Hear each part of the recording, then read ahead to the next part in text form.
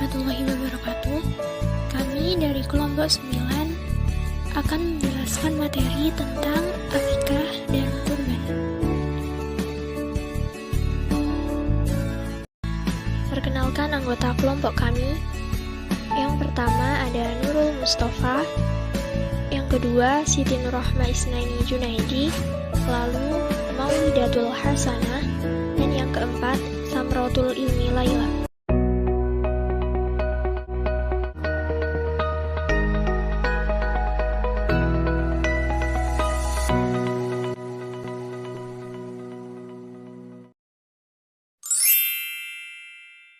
Baik, Assalamualaikum warahmatullahi wabarakatuh.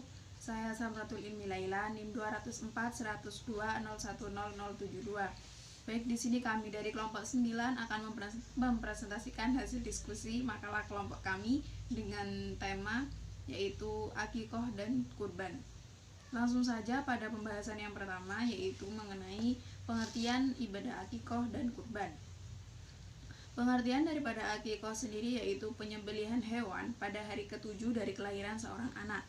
Hukum daripada akikoh sendiri yaitu sunnah muakkad bagi orang tua yang telah mampu dalam kurun waktu 60 hari atau sekitar 2 bulan.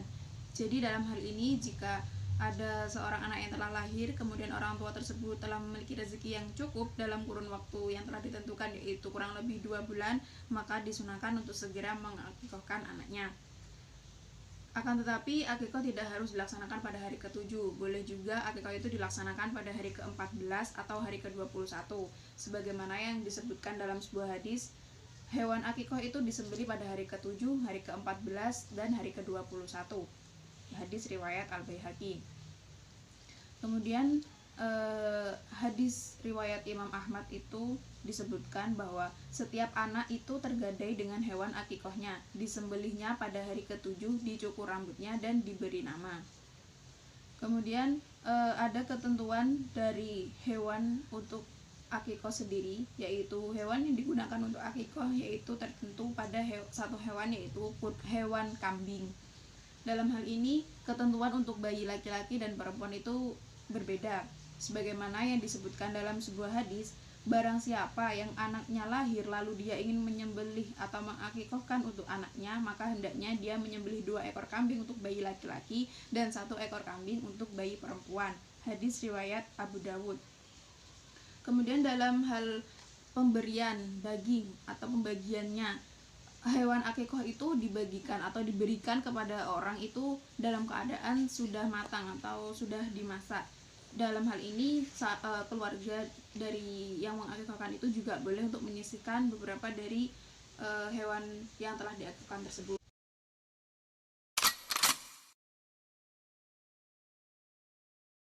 Kemudian beranjak kepada kurban. Kurban dalam bahasa Arab berarti udhiyah, yang berarti menyembelih hewan pada pagi hari.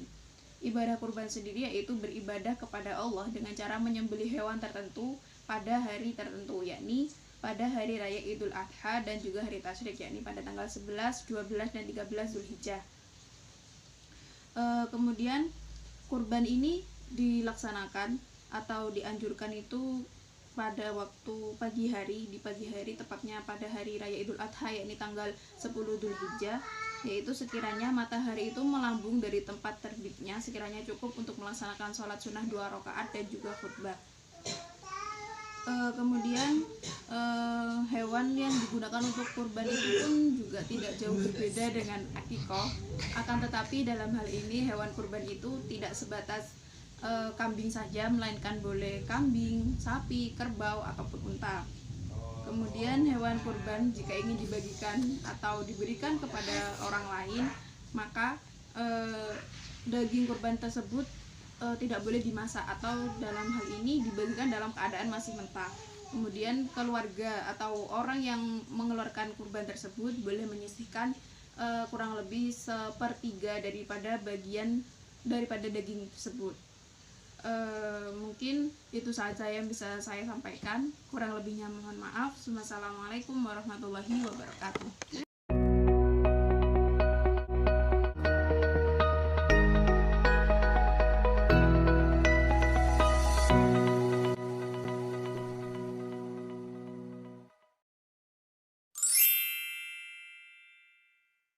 kasih moderator atas waktunya.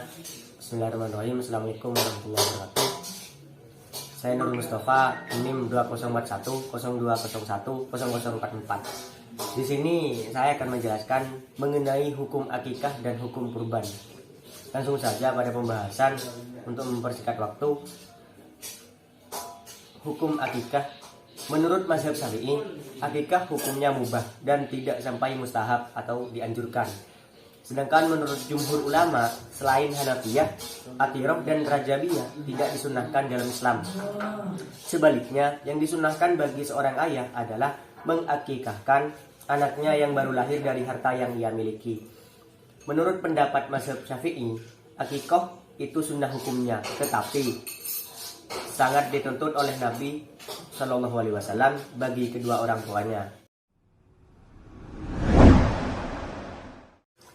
Dilanjut kepada hukum kurban, para ulama berbeda-beda pendapat tentang hukum berkurban, apakah ia wajib atau sunnah. Di antaranya yaitu yang pertama, Imam Syafi'i dalam kitab menyebutkan bahwa hukum berkurban adalah sunnah. Yang kedua, menurut Imam Malik dalam kitabnya Al-Muwatta menyebutkan bahwa hukum kurban itu sunnah. Yang ketiga, menurut mazhab-mazhab selain Hanafiyah seperti Syafi'iyah, Malikiyah, Hanabilah, dan Zahiriyah bahwa hukum berkurban adalah sunnah muakkad, bukan wajib, serta makruh meninggalkannya bagi seseorang yang mampu melakukannya. Dan yang keempat, menurut Imam Abu Hanifah, kurban itu hukumnya wajib. Ya, mungkin itu saja yang dapat saya sampaikan. Kurang lebihnya mohon maaf. Wallahul muwaffiq ila aqwamit thoriq. Wassalamualaikum warahmatullahi wabarakatuh.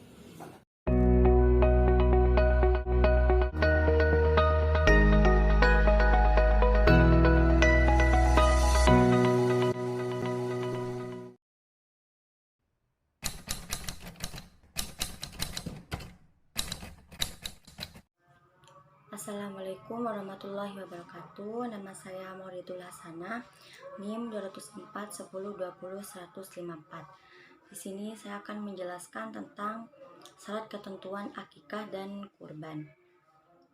Yang pertama, syarat ketentuan akikah. Syarat ketentuan akikah dibagi menjadi 3 bagian, yaitu yang pertama jenis hewan akikah, yang kedua jenis hewan untuk akikah, dan yang ketiga usia hewan akikah. Yang pertama, jenis hewan akikah.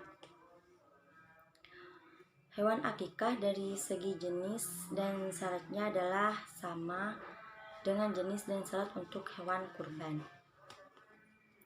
Yang kedua, jumlah hewan untuk akikah. Semua ulama mazhab tampaknya sepakat bahwa akikah untuk anak laki-laki 2 ekor kambing dan untuk anak perempuan 1 ekor kambing. Untuk usianya kambing yaitu 2 tahun menurut para ahli bahasa. Kambing umur 1 tahun menurut para ahli fikih, dan kambing 1 tahun masuk 2 tahun menurut Hanafi. Kambing 1 tahun masuk tahun kedua. Biri-biri atau domba 7 bulan menurut ahli fikih, 6 bulan menurut Hanafi. Unta 5 tahun masuk tahun ke-6 menurut jumhur Hanafiyah. Dan yang terakhir, sapi atau kerbau 2 tahun masuk ke 3 tahun menurut jumhur Hanafi.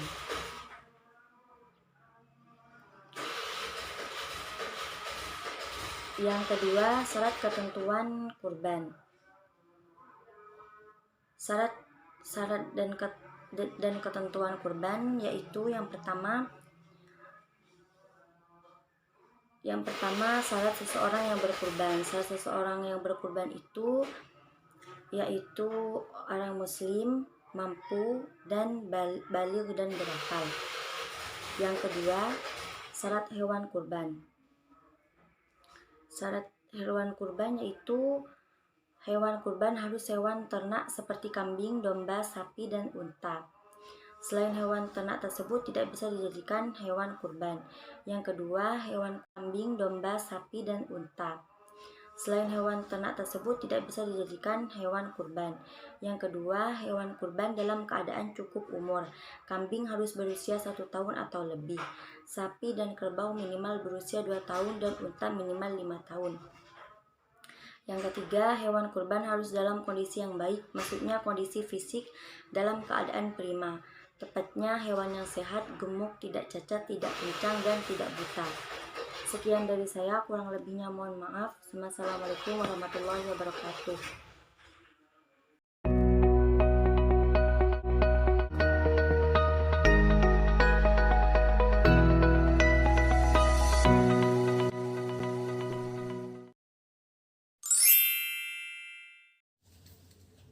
Assalamualaikum warahmatullahi wabarakatuh. Perkenalkan, nama saya Siti Nurrohma Isnaini Junaidi, NIM 2041020146. Di sini saya akan menjelaskan materi tentang hikmah daripada akikah dan berkurban. Setiap perbuatan yang kita lakukan pasti terdapat hikmahnya, apalagi perbuatan tersebut bernilai positif dan terdapat anjuran dalam segi agama, seperti halnya akikah dan kurban ini. Keduanya disyariatkan dalam agama Islam, jadi sudah pasti memiliki hikmah yang terkandung di dalamnya. Yang pertama, mengenai hikmah daripada akikah. Akikah merupakan penyembelihan hewan yang dilakukan untuk seorang anak yang baru lahir di dunia. Untuk waktunya sendiri tidak ada batasan. Mengapa ada yang namanya akikah? Jadi begini, seseorang apabila telah dikaruniai seorang anak untuk sampai terlahir di dunia, pasti dia akan merasa senang sekali. Lah, karena kita merasa senang tersebutlah, maka kita wajib untuk bersyukur atas nikmat dan karunia yang telah Allah berikan, yakni berupa seorang anak. Tidak semua orang di dunia ini dikaruniai seorang anak. Maka di saat seseorang tersebut diberi karunia anak, maka hendaknya untuk sangat-sangat disyukuri. Nah, cara mensyukurinya ini diantaranya dengan cara akikah. Lalu, apa harapannya? Setiap orang tua pasti berharap memiliki anak yang berbakti kepadanya. Dan harapan terbesarnya adalah agar kelak di hari kiamat, anak tersebut dapat memberikan syafaat atau pertolongan kepada dirinya, yakni si orang tua tersebut. Selain itu, dengan kita berakikah, otomatis nantinya akan berbagi daging dari akikah tersebut kepada tetangga sekitar dan umat muslim lainnya.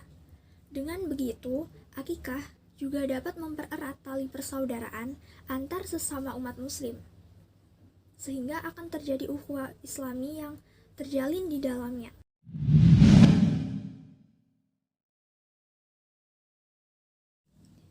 Yang kedua, yakni mengenai hikmah daripada berkurban. Berbeda dari akikah yang pelaksanaannya tidak ada batas waktu, maka dalam berkurban ada waktu tersendiri untuk melakukannya. Berkurban dilakukan pada saat hari Idul Kurban dan hari Tasyrik. Setelah itu tidak dinamakan berkurban lagi. Untuk hikmahnya sendiri pasti ada banyak, dan diantaranya itu ada taqarrub atau mendekatkan diri kepada Allah, ada bersyukur kepada Allah atas nikmat kehidupan yang telah diberikan, meneladani sifat Nabi Ibrahim alaihissalam dan menghidupkan semangat berkurban, memberikan kelapangan dan berbagi kepada kerabat dan keluarga, menyebarkan kasih sayang kepada kaum fakir dan miskin, dan sebagai upaya untuk menghapuskan dosa yang telah lalu.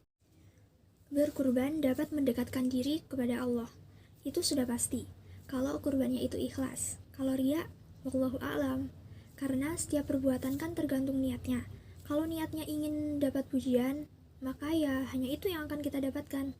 Tapi kalau niatnya kita memang khusus karena Allah, ingin ibadah kepada Allah, ingin menjalankan sunnah Rasul, maka otomatis Allah akan memberikan itu, memberikan apapun yang kita mau, karena Allah menurut hambanya. Selanjutnya yakni bersyukur atas nikmat kehidupan yang telah diberikan.